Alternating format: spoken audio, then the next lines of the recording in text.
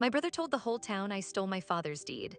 That single lie cost me my inheritance, my home, and my name. For 7 years, I was the pariah of Main Street, the daughter who tried to cheat her family out of a legacy. Then last week, a construction crew tore open the old hardware store wall, and when the sheriff pulled out a hidden cash register drawer and read my father's true will out loud, my brother's face went the color of drywall dust. I'm Anna Milford. For 7 years, I was the woman who lost her father's hardware store to a forged codicil and a brother who swore I'd stolen the original deed. I lived in a trailer behind the lumberyard, invisible. Then a storm tore open a wall, a deputy found a hidden cash register drawer, and out came the real deed dated 2 weeks before Dad died. The town is still reeling, but the deeper story isn't the discovery. It's what happens when the family scapegoat suddenly holds the truth and the power. To understand what that discovery did to this town, you have to go back to a Saturday morning in April of 2014, the last time my father ever unlocked the store. Gus Milford was 61 years old, a man built like a lumber rack, shoulders wide, hands calloused, voice so quiet you had to lean in to hear him. He opened Milford's Hardware on Main Street in 1982, the year I was born. The store wasn't just his business. It was his personality, every nail sorted by size, every key cutting machine calibrated to the thousandth of an inch, every customer's name and project known by heart. He believed that a hardware store should outlive its owner. I grew up in those aisles. By 12, I was mixing paint.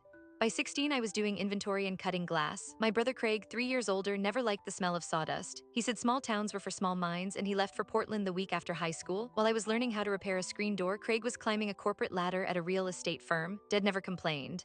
But I saw the way his eyes dimmed every time Craig missed a holiday. Then in March of 2014, my father had a massive heart attack while restocking the plumbing aisle.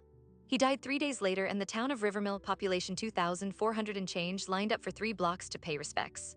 At the reading of the will, the family lawyer, a man named Charlie Eames, who'd known Dad since before I was born, produced a single sheet of paper, a holographic will, handwritten, leaving Milford's Hardware and the apartment above it to me. Not to both of us, to me. Craig's face didn't move, but his knuckles went white around the arm of his chair. And then he did something no one expected. He pulled out a second document, a typed codicil, notarized and dated one day after Dad's will, revoking the original and bequeathing the entire estate to him. It stated in language that sounded nothing like my father that I was unfit to manage the business and that Craig was the sole responsible son. The notary was a man named Bertram Pinch, a traveling notary who'd passed through town that week and vanished before anyone could ask a single question. The court gave Craig the store. I lost my home, the apartment above the shop where I'd made coffee every morning to the sound of the key machine. I lost the only career I'd ever known. I lost my standing among people who'd known me since I was a child. Because here, what Craig did after the ruling, he told everyone I'd stolen the original deed, that I'd hidden it so the court couldn't see it. He said I'd tried to cheat him. Charm gets a long leash in a small town, and Craig had plenty of it. I had none. I moved into a single-wide trailer behind Laughlin's lumberyard, got a job hauling boards for minimum wage, and became invisible. My mother, Esther, had a stroke 6 months after Dad died. She couldn't speak, but her eyes always found mine when Craig came to visit. She knew, she just couldn't say it. For 7 years, I cared for her in that trailer, drove her to every appointment, sat beside her while the town whispered. You know, the kind of exhaustion that doesn't come from labor, the kind that comes from being erased while you're still breathing. That was my life. But here's the detail that matters most, the one nobody knew, not Craig, not the lawyer, not the judge. My father didn't trust safes. He thought they advertised where to look, so he built his own hiding place. A false panel behind the bottom drawer of the antique brass cash register mounted against the back wall of the store. The register had been there since opening day, 150 pounds of polished metal and hand-painted numbers. Dad's real will, the quitclaim deed he'd signed over to me 2 weeks before the heart attack, the one that predated anything Craig could have forged, was tucked inside that compartment, along with a letter, a photograph, and the original notary stamp of Bertram Pinch, which Dad had somehow obtained before the man disappeared. He'd known Craig would try something. He'd prepared. He just never got the chance to speak. For 7 years, that truth sat inside a wall, 3 feet from where customers paid for their 2x4s, while my brother stood behind the same counter and smiled. Then in March of 2024, a windstorm packing 70-mile-an-hour gusts ripped through the valley. It tore shingles off the church, uprooted the old oak by the post office, and punched a hole through the back exterior of Milford's Hardware. The insurance adjuster insisted on opening the wall to check for water damage before approving repairs. The crew stripped the old plasterboard, and there it was, a brass plate behind the register, a tiny keyhole no one had noticed in 40 years. The foreman called the sheriff because he didn't like the look of it. And that's how Deputy Orrin Mackey, a man who'd bought his first hammer from my father, found himself opening a hidden drawer with a key the locksmith had to fabricate on site. Inside was an envelope. Inside that envelope was a deed dated April 2nd, 2014, witnessed by Charlie Eames, who had died 3 years earlier, and a sealed letter that began with the words, "My dear Anna, if you're reading this, it means I was right about your brother." The deputy unfolded the paper under the fluorescent lights of a store I hadn't set foot in since the day a judge called me a liar.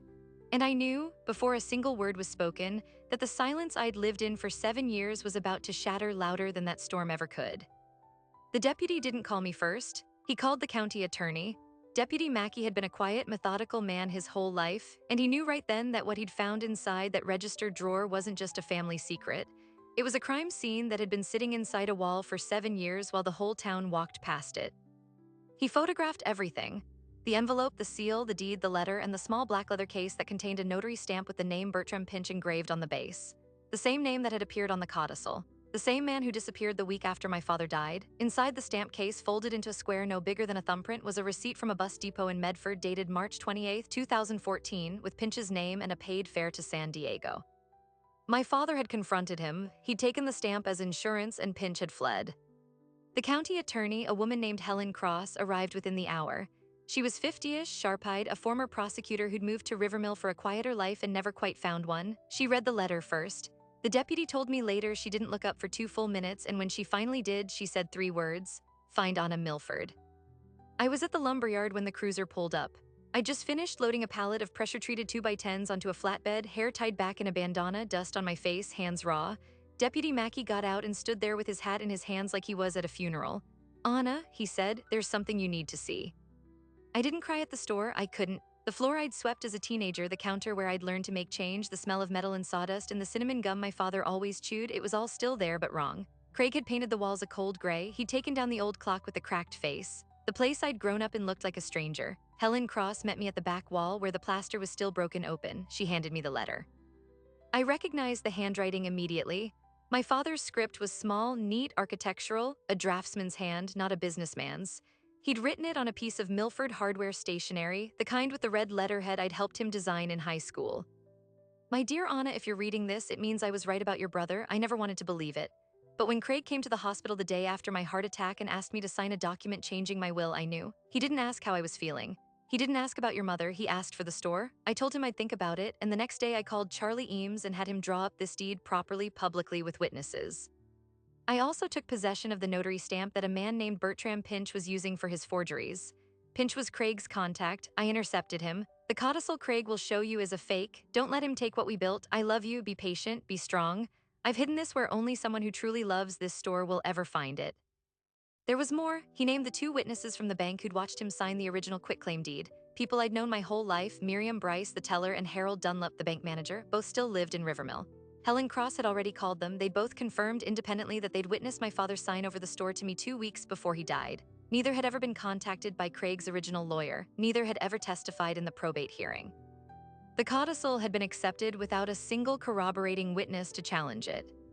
I hadn't known that. I'd been 26 years old, drowning in grief, with no money for a lawyer and no capacity to fight. Craig had told the court I'd chosen not to contest. He said I'd moved away. I'd been living in a trailer 3 miles from Main Street the entire time. But here, where the story takes its first real turn. Because what I didn't know, what I wouldn't learn for another 48 hours, was that Craig still had a friend inside the system. One of the clerks at the county courthouse, a woman named Denise who dated him briefly and still did him the occasional favor, saw the deed hit the property records database before it was sealed. She called him. And Craig, for the first time in his life, realized the architecture he'd built was cracking open. That same night at 11:30, a car slowed outside my trailer. I heard the engine cut, the door open and shut, then a fist on the door, hard. I didn't open it. I knew the silhouette through the thin curtain. My brother, standing on the gravel with his tie loose and his eyes wild, the composure he'd worn for 7 years gone.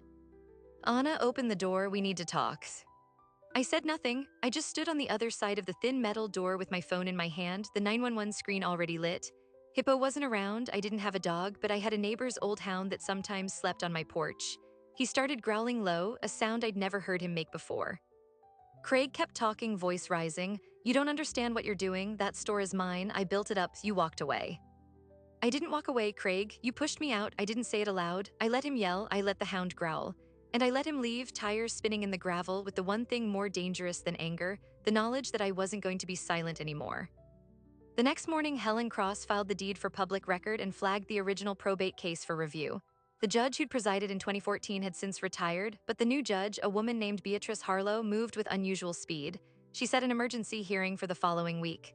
The county attorney's office also opened a criminal investigation into the forged codicil, and that's when things got complicated.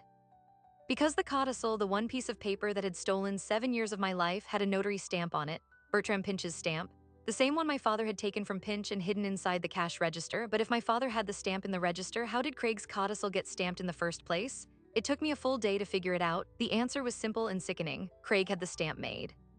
He'd used Pinch's identity and credentials, but the stamp itself was a counterfeit.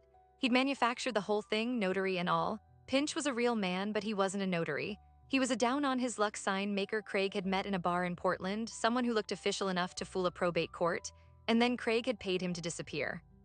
The irony, my father, in his attempt to protect me, had collected a fake notary's stamp.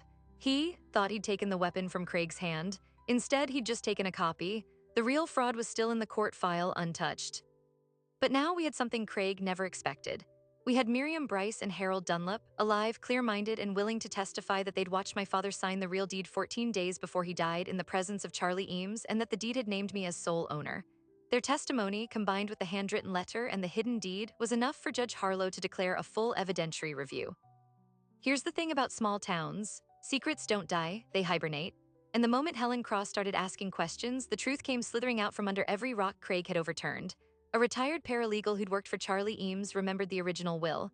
A clerk from the bank turned over microfilm records showing the notarization of the real deed the same day my father had come in, looking pale and breathless. Even the bus depot in Medford, contacted by a persistent detective, coughed up the original ticket record showing Pinch's paid fare, paid in cash on the afternoon of March 28th, the same day my father had confiscated his stamp. The walls were closing in on Craig, and I watched it happen from a distance, the way you watch a storm rolling down the valley. I didn't gloat, I didn't celebrate, because now there was a new problem: my mother. Esther Milford was 82, and her mind, for all the silence of her tongue, was still sharp as a tack. She'd been living at the Rivermill care home since the stroke, paid for out of the store's revenue, ostensibly by Craig. But I learned in the course of the investigation that he'd been siphoning money from her account for years. The same account that held the remainder of Dad's life insurance. The same account that should have been paying for her treatment, her therapy, her comfort. Instead, he'd been using it to upgrade the store's lighting, to take vacations, to buy a boat. I found out from a social worker named Betty Tremont, who'd noticed the irregularities but had no standing to report them. And now, with the investigation blooming, my mother's care was suddenly in jeopardy. Craig, in a calculated move that made my stomach turn, had the gall to notify the care home that he could no longer afford her bills. He was trying to force me into a corner. If I wanted my mother safe, I'd have to back off. He didn't say it directly, he didn't have to. I sat beside my mother's bed the night I learned this. She couldn't form words, but she could grip my hand, and she did with a strength that surprised me. Her eyes, the same deep brown they'd always been, were glassy with tears she couldn't shed. I leaned close. "I'm not going to let him hurt you," I said. "I'm going to get the store back, and I'm going to get your money back, and I'm not going to stop." She blinked twice. That was our code, yes. The hearing was set for April 15th.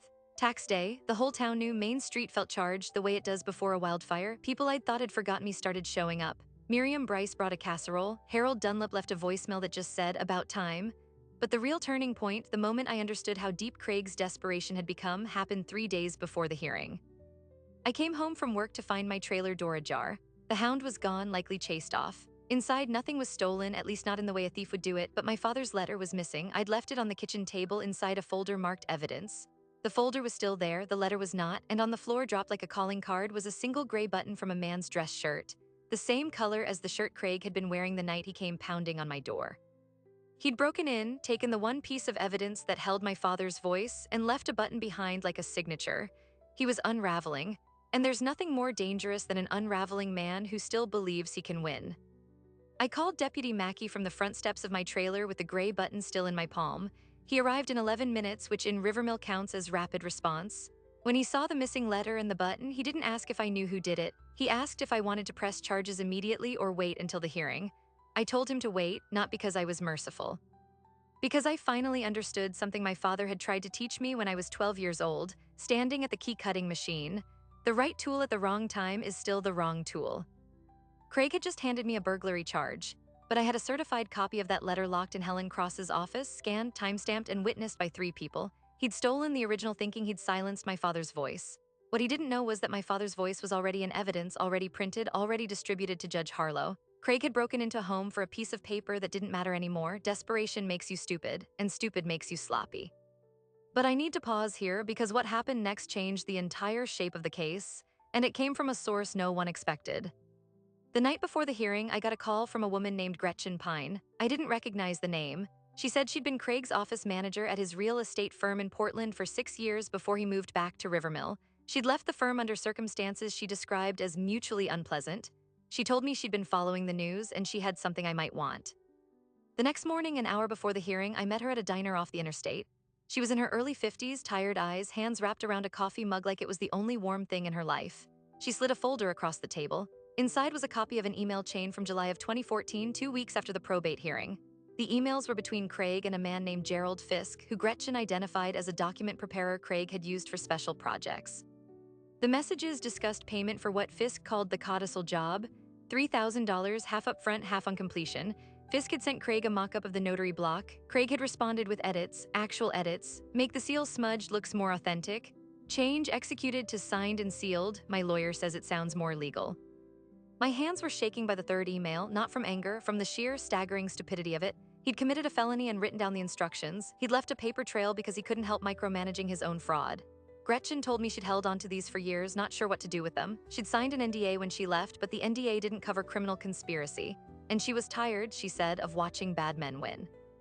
The diner was quiet. The cook was scraping the grill. I looked at this woman I'd never met who had no reason to help me, and I asked the only question that mattered: why now? She set her mug down. Because my daughter just turned 22, she's thinking about going into real estate, and I realized I didn't want her to work for people like him. I didn't want anyone's daughter to. I walked into the Rivermill County Courthouse at 9:45 that morning with a folder that held 7 years of silence, 7 years of dust, and now 7 years of proof. The building was the same one I'd stood in when I was 26 years old, too broke for a lawyer, too shattered to speak, while a judge looked at Craig's forged paper and called it truth. This time I wasn't alone. Helen Cross walked beside me. Aunt Ruth had driven down from Medford and was saving a seat in the gallery. Miriam Bryce, 78 years old with a spine like rebar, had come directly from the bank where she still worked part-time. Harold Dunlap had brought his Bible and his day planner from 2014, which still had the note, 10 a.m., Gus Milford, quitclaim deed, witnessed. And Craig walked in with a lawyer this time, a man in a suit that cost more than my trailer. He'd upgraded from the courthouse-appointed attorney who'd handled the original probate. He was spending serious money now. I saw him glance at me, and for one flicker of a second, I saw something I'd never seen on my brother's face before. Not guilt, not anger, fear, the real kind. The kind that lives in the back of the throat and tastes like metal. But here's the thing I didn't know yet. The thing that would make the next hour not just a victory but a reckoning. Craig hadn't just forged a codicil, he'd built a whole second ledger. The store's books, the ones he'd filed with the IRS, the ones he'd used to secure a small business loan 2 years ago, were a fiction. He'd been running 2 sets of records, one real, one for show. The real one showed the store was profitable, healthy, growing. The show one was doctored to look like a struggling enterprise, which he used to justify his claim that I'd bled Dad's business dry before he rescued it. The loan officer at Willamette Valley Savings had approved $60,000 based on those doctored books. Craig had used the money to buy the boat, the same boat he docked at Lake Harlow and bragged about at the Rotary Club. Helen Cross found this the morning of the hearing from a forensic accountant she'd brought in, a man named Phil Yancey who'd once unraveled a municipal fraud case in Eugene. He'd worked through the night, cross-referencing supplier invoices with bank deposits, and the picture was ugly. Craig had been cooking the books for years, not because he needed to, but because he liked the game. It gave him control. The same way the lie about me gave him control. The same way stealing my mother's care money gave him control. Everything was leverage, nothing was real. The hearing opened with Judge Harlow reading the new evidence into the record. She was a small woman, close-cropped gray hair, a way of speaking that made every syllable feel like a stone dropping into still water. She noted the original deed, the witnesses, the letter, the notary stamp, the bus receipt, and the email chain from Gretchen Pine. Then she did something unusual. She asked Craig to stand. "Mr. Milford," she said, "I'm going to give you an opportunity to address the court. You are not required to speak. Anything you say can be used in subsequent proceedings, but if there is an explanation for any of this, I would like to hear it now." Craig's lawyer started to object. Craig put a hand on his arm and stood. He straightened his jacket. He had that same smile, the one he'd worn since childhood when he was about to talk his way out of something. But it didn't reach his eyes anymore. The eyes were calculating, scrambling, searching for the angle. "Your Honor, I was a young man when my father died. I made mistakes. But I have spent 7 years building that store into something my father would be proud of. My sister abandoned it. She didn't fight for it then because she didn't want it. She's only coming back now because she sees what I've made." He paused. I could see him weighing his next move. Then he did what he'd always done. He pivoted to the offense. I didn't forge anything. My father was unstable in those final weeks. The medication, the stress, he signed things he didn't understand. The codicil was his way of correcting a mistake. If there are discrepancies in the notarization, that's not my doing. I trusted the professionals. My father was unstable, the man who'd worn the same belt for 20 years because he said good leather should outlast its owner, the man who taught me to calibrate the key cutter by sound, not by sight, because precision is a form of respect. That man was being called unstable by the son who'd never once swept the floor of the store he claimed to love. Helen Cross stood. She didn't raise her voice, she didn't perform, she simply walked to the evidence table and held up the email from Craig to Gerald Fisk. Make the seal smudged looks more authentic. She read it aloud, then she read Fisk's reply. Smudged costs extra. She set the paper down and looked at Craig. Mr. Milford, you wrote those words, your email address, your signature block, do you deny it? Craig's lawyer called for a sidebar. The judge waved him off. Craig stood frozen, the smile gone, the calculation replaced by something blank and terrible. He'd built his entire adult life on the assumption that no one would ever look too closely, that small towns trusted charm over paperwork, that his sister would stay invisible, that his father's voice would never make it out of the wall. He was wrong on every count. But it was the next discovery, the one Phil Yancey handed to Helen Cross during the recess, that detonated everything. I watched Helen read the papers. I watched her face go from professional satisfaction to something much harder. She walked over to me, pulled me aside in the hallway by the water fountain, and told me what they'd found. Craig hadn't just siphoned money from our mother's account, he drained it entirely. $67,000 gone over 5 years, withdrawn in increments just small enough to avoid regulatory flags. The account was empty. Mom's care was being paid month to month from Craig's personal checking, which meant he could cut it off at any time, which meant he'd been holding our mother's life as a bargaining chip from the very beginning.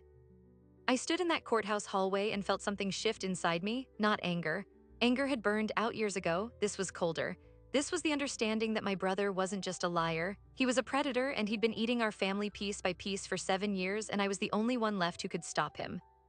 The hearing reconvened. Judge Harlow had seen the financials. Her expression was no longer careful neutrality. It was the look of a woman who'd spent 30 years on the bench and could still be surprised by human cruelty, but was never surprised for long. She scheduled a full evidentiary trial for June. She placed a temporary restraining order on any further withdrawals from my mother's account. She appointed a guardian ad litem to oversee Esther's finances. And then she looked at me. Ms. Milford, the court cannot restore the years you lost, but I want you to know that what happened here today is the beginning of an accounting, not just financial. This court will see this through. I nodded. I couldn't speak. The years she mentioned were sitting in my chest like a stone I'd forgotten I was carrying and just remembered was there. We walked out into the April light. Aunt Ruth hugged me hard enough to crack my back. Miriam Bryce had tears on her face. Harold Dunlop shook my hand and said, "Your father would have been proud." And for the first time in 7 years, I let myself believe it. But the story wasn't over, because Craig still had the store, he still had the keys. He still had 37 days before the trial, and I had just learned what a desperate man will do when his entire life is hanging by a thread. I drove home that evening exhausted, the folder of evidence on the passenger seat, the gray button still in my jacket pocket. The trailer was quiet. The neighbor's hound had come back and was lying on the porch, tail thumping. I sat on the steps and looked out at the lumberyard, the stacks of timber glowing gold in the sunset, and I thought about my father's letter, the line he'd written that I hadn't told anyone about yet, the line that made everything else feel small. He'd written it at the very bottom of the page, almost as an afterthought. P.S. There's a second drawer, back left behind the stain samples. Everything Craig is hiding is in there too. My father had built 2 compartments, one for the truth, one for whatever he'd found while he was still alive. I hadn't opened the second one yet. I didn't even know if it still existed, if Craig had found it during the renovation, if it was still sitting behind that wall waiting. But I knew one thing for certain. The hearing was only the beginning. The store still held secrets, and my brother still held the keys. And there were 37 days between me and whatever he would do next. I didn't sleep that night. I lay in the dark of the trailer and thought about the second drawer. My father had hidden the real deed in one compartment. What could possibly be in the second? The letter said everything Craig is hiding. My father was not prone to drama. If he used the word everything, he meant something concrete. At 6 the next morning, I called Helen Cross. I told her about the postscript. She was silent for a moment, then said, "We need to open it now before he moves it or destroys it." By 7, Deputy Mackey met us at the store with a locksmith and a warrant. Craig had locked the building after the hearing, but the warrant didn't care about his locks. The locksmith had the door open in 4 minutes. The store felt hollow. The gray paint Craig had put on the walls seemed to suck the morning light out of the air. But the back left corner behind the old shelving unit where the stain samples hung was unchanged. My father had built that shelving into the wall decades ago. The false panel was behind the 3rd shelf up, behind a row of Minwax cans that had been there since I was a girl. The locksmith found the seam with his flashlight. A hairline crack in the beadboard no wider than a credit card. He pried it open carefully, and there it was, a small steel drawer the same size as the first with the same tiny keyhole. This time we had the key. My father had taped it to the bottom of the first drawer, a detail I hadn't noticed until Deputy Mackey pointed it out during the inventory. I turned the key, the drawer slid open.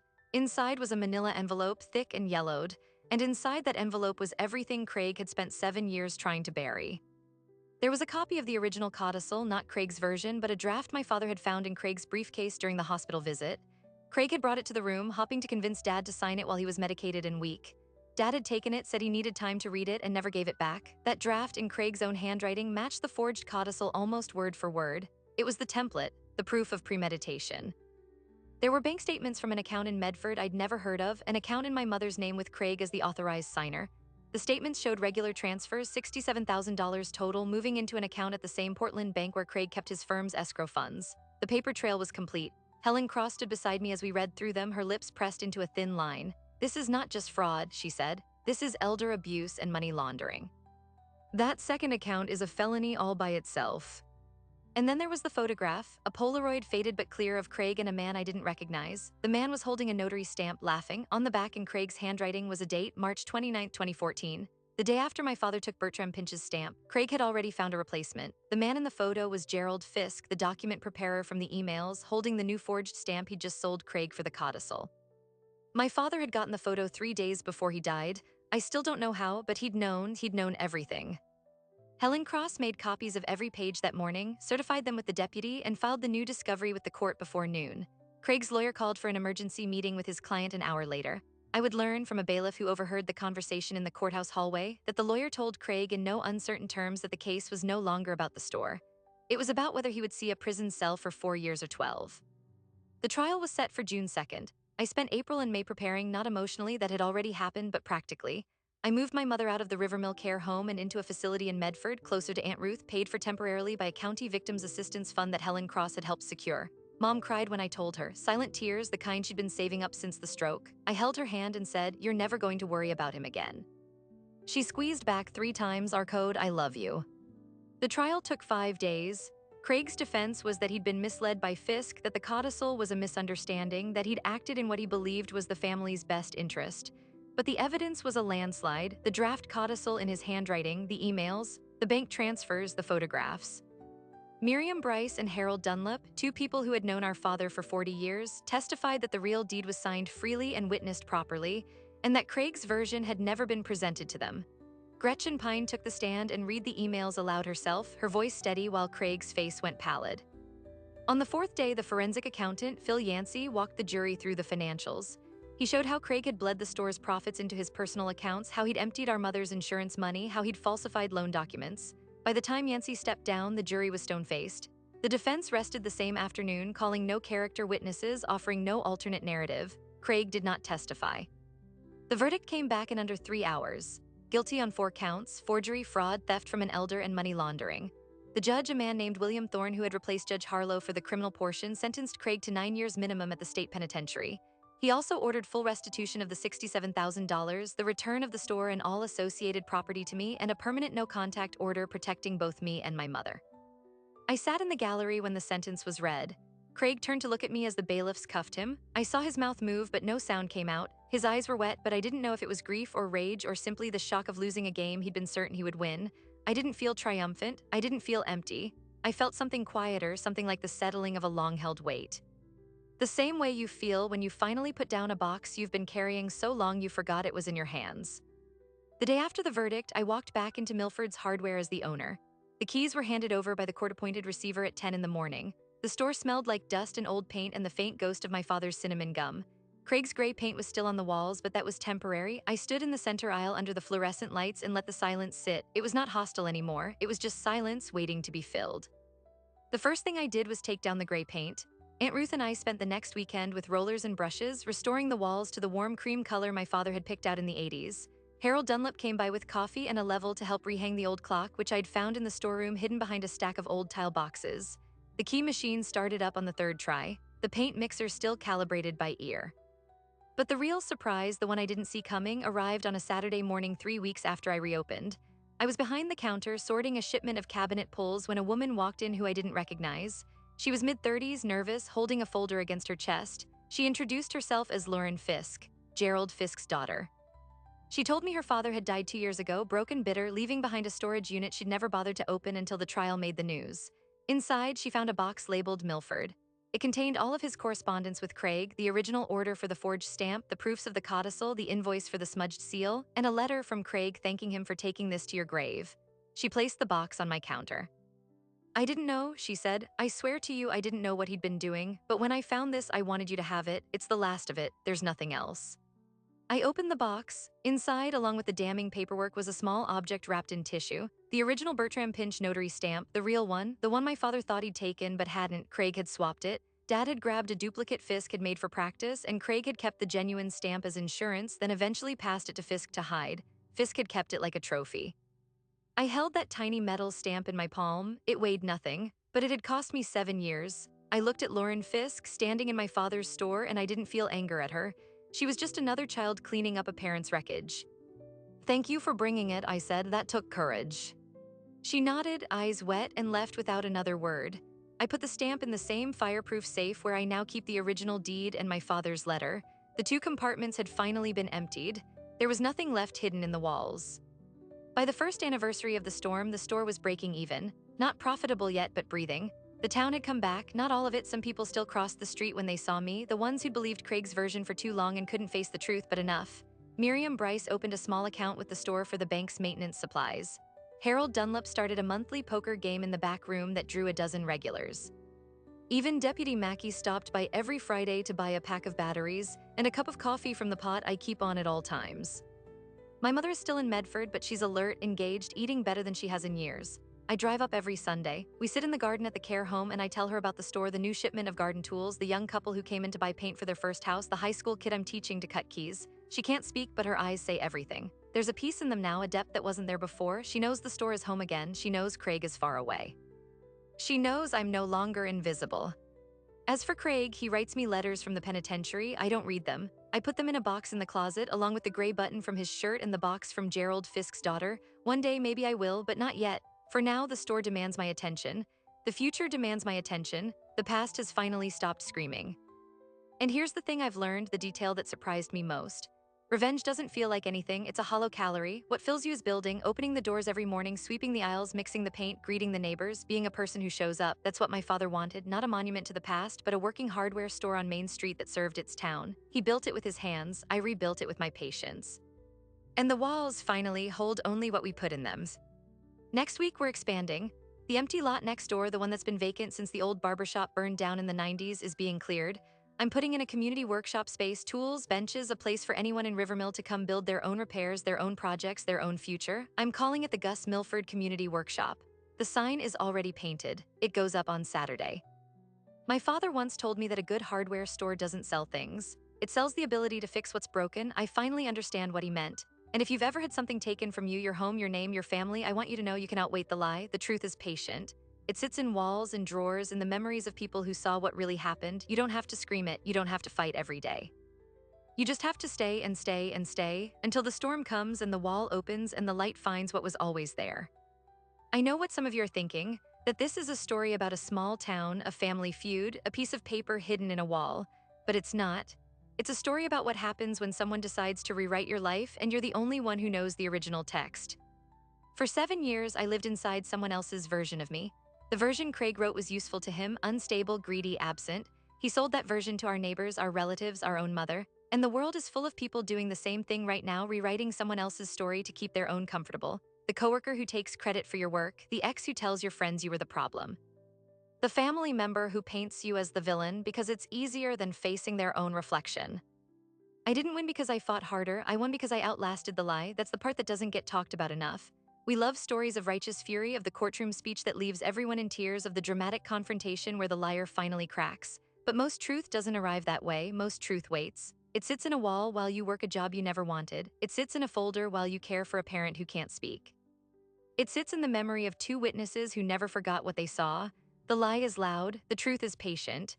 And patience over a long enough timeline is the most subversive force there is. Now I'll ask you the same question I've asked myself 100 times, standing in the quiet of a store that almost wasn't mine. If you found a second drawer, something you weren't supposed to find, something that could change everything, would you open it? Even if it meant losing the fragile piece you've built? Even if it meant facing someone you'd rather never see again? That's the choice I made, not once, but over and over. And I don't regret it, not a single time. If this story resonated with you, if it made you think about something hidden in your own family, your own past, your own walls, drop a comment below. Tell me, what would you have done when that second drawer appeared? And if you think truth really does find a way through the drywall eventually, leave a hammer emoji. I read everyone. Before you go, make sure you're subscribed and check the description. I've linked another story there, one about a woman who lost everything and built it back in a way no one saw coming. I think you'll love it. Thank you for being here, for listening, for sitting with me in the quiet of a hardware store and the noise of a courtroom and the stillness of a trailer where a woman refused to disappear. I'm Anna Milford, and this was my story. See you next time.